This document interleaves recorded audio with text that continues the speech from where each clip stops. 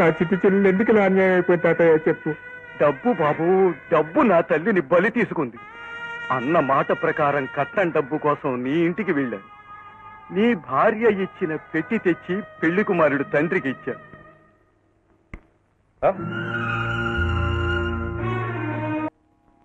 అమ్మా రండి, పనులన్నీ అయిపోయాయా? అవుతున్నాయమ్మా. అబ్బాయి వెళ్లే ముందు ఏమైనా చెప్పి వెళ్ళాడా అమ్మా? డబ్బు విషయమేగా? అవునమ్మా, ముహూర్తం దగ్గర పడుతోంది. పెళ్లి కొడుకు తండ్రి తొందర పెడుతున్నాడు. ఉండండి, ఇప్పుడే వస్తాను. ఏమండి, పెళ్లి ఏర్పాట్లన్నీ చాలా ఘనంగా జరిపిస్తున్నట్లుందే. ఏదోలేమ్మా, అంతా భగవంతుడి దయ. అవునవును, అంతా భగవంతుని దయే.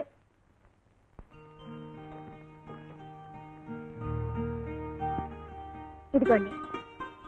వస్తానమ్మా, నువ్వు కూడా త్వరగా వచ్చేయమ్మా. ఆయన రాగానే ఆయనతో వస్తాను. మంచిదమ్మా.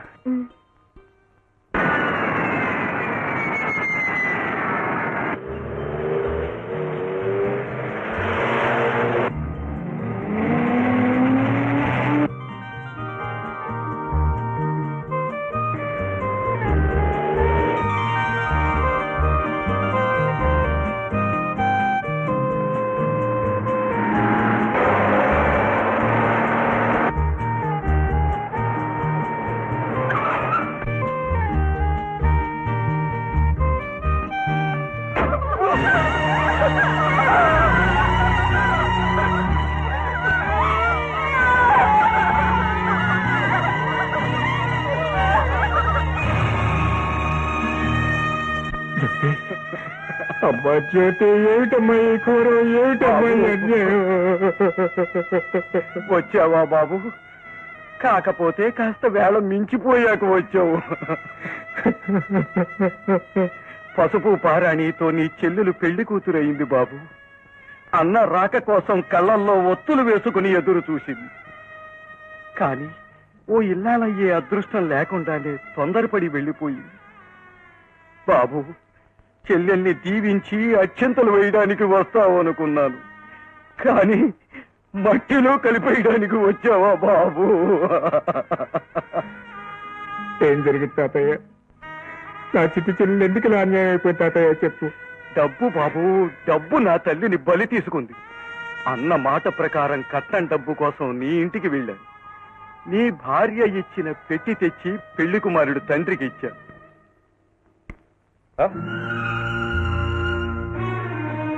ఏమిటండి ఈ మోసం? కట్నం ఇస్తానని ఆఖరి క్షణంలో ఈ చిత్తు కాగితాలు నా చేతులు పెడతారా? చిత్తు కాగితాలా? చూడండి, ఇదిగో ఈ కాగితాలే చిత్తు కాగితాలు. చూడండి బాబు, చూడండి. ఈ పెద్ద మనిషి చేసిన పని వెట్టి జరిసి చూసుకోకపోతే పెళ్లి జరిపించేయాలనిగా మీ ఎత్తు. భగవంతుడు సాక్షిగా ఈ పొరపాటు ఎలా జరిగిందో అంతుపట్టడం లేదు బాబు. ఎందుకండి ఇంకా ఈ పొత్తెత్తు కవర్లు? ఆ రోజు కట్నం తనే ఇస్తానని సైకిల్ చేశాడే పెద్ద మనిషి పురుషోత్తమరావు గారు మాయమయ్యారు. దగ్గరుండి పెళ్లి పనులన్నీ జరిపించవలసిన అన్నగారు అయిపు లేరు.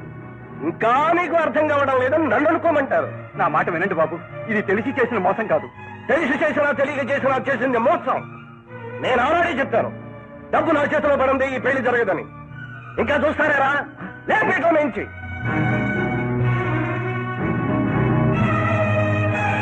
బాబు, పెద్దవాడిని చేతులు పట్టుకు బట్టి పడుతున్నాను. ఆడపిల్ల బతుకు నాశనం చేయకండి. మీ డబ్బుకి ఏం పర్వాలేదు. మా అబ్బాయి రాగానే పైసలతో సహా ఇప్పిస్తాను. నా మాట నమ్మండి. చాలండి, నిశ్చితార్థం మాట నిలబెట్టుకోలేకపోయారు, ఇప్పుడు ప్రాధాయపడుతున్నారు. పెద్ద మనిషి పెద్ద మనిషి రారా, ఇంకా ఏం చూస్తావు? బాబు, నా మాట నమ్మండి బాబు. నా మాట వినండి బాబు. బాబు బాబు, నా మాట వినండి బాబు. నా మాట నమ్మండి బాబు. బాబు బాబు, నా మాట వినండి బాబు.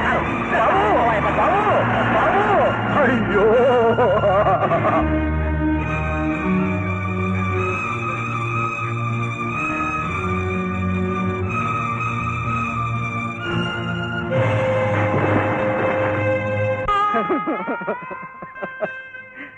తన 100 ఏళ్ల జీవితం నవ్వుల పాలైందని తను గంగ పాలైంది బాబు. ఎంత పని చేసావు తల్లి, ఎంత పని చేసావమ్మా. కేవలం డబ్బు నీ జీవితాన్ని బలిగోరిందా తల్లి, బలిగోరిందా?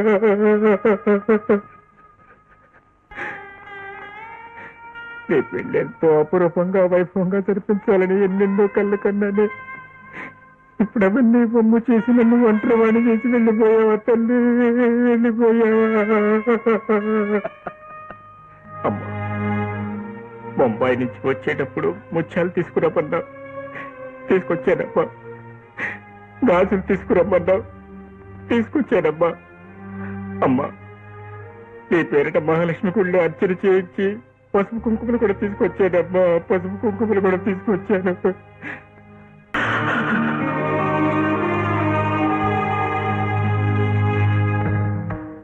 10, 20, 30,000. అమ్మా అమ్మా అమ్మా, నేను 2 రబ్బర్ నెక్లెస్లు చేయించుకుంటానమ్మా. నీకు కాకపోతే ఎవరికే పిచ్చి తల్లి. నీ వ్యవహారం అంతా సర్దుమడిగాక నీకు కావలసిన ఎన్ని చేయించుకుందు గాని త్వరగా దాచే. చెప్పు, ఎందుకు ఈ పని చేశావు? నా చెల్లెలు నీకేం ద్రోహం చేసినా నీ పని చేశావు. ఎందుకు దాని బ్రతుకు బుగ్గిపాలు చేశావు? చెప్పు. అంటే దీనికి అంతటికీ కారణం నేనేనంటారా? నువ్వే నువ్వే నువ్వే ముమ్మాటికి నువ్వే. మొదటి నుంచి నా చెల్లెలంటే నీకు అసూయ ద్వేషం.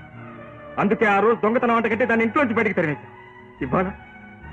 ఇవాళ ఈ లోకం నుంచి సాగనెప్ప. Stop it.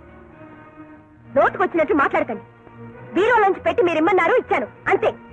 ఇస్తే అందులో తెల్లకాయతలు ఎలా వచ్చాయి? నాకు తెలీదు. నీకు తెలియకుండా ఎవరికి పెట్టానంటావా? అదే తెలీదు. సంధ్య, నా చెల్లెల్ని చంపిన పాపం నిన్ను జీవితాంతం వెంటాడుతూ.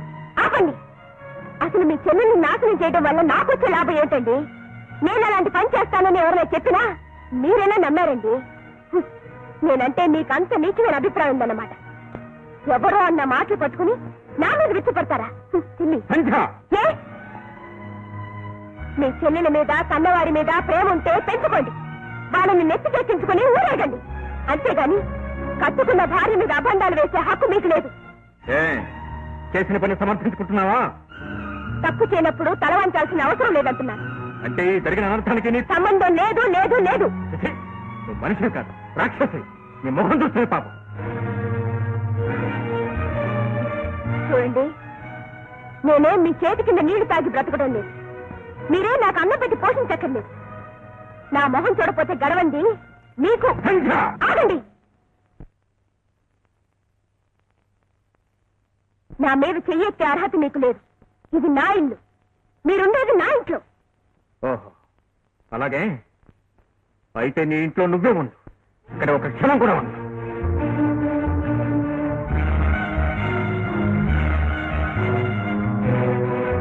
ఆగండి. బాబులు ఎక్కడికి తీసుకెళ్తున్నారు?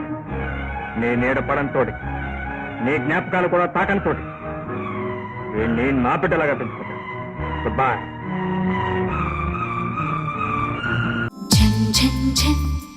తెలుగు